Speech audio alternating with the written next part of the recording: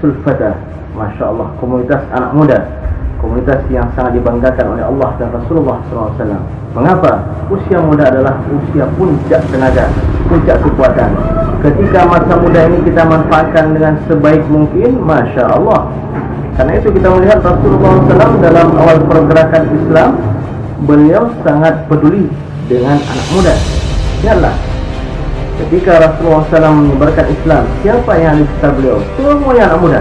Yang tua hanya Hamzah bin Abdul Muttalib, lebih tua 2 tahun dari Rasulullah SAW, yang merupakan pamannya beliau. Dan yang lainnya adalah anak muda. Umar bin Khattab masih usia 20-an, Abu Bakar As-Siddiq 2 tahun lebih muda daripada Rasulullah SAW.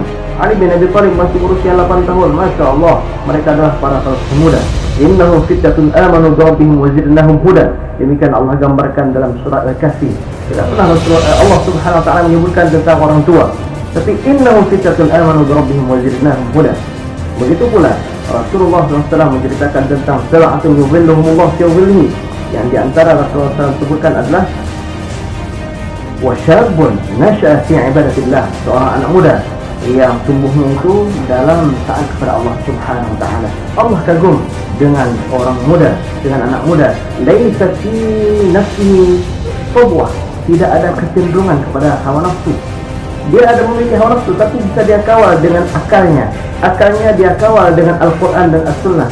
Masya Allah, ketika masa muda kita manfaatkan dengan sebaik mungkin, yakinlah surga dan ridha Allah Subhanahu wa taala akan kita raih.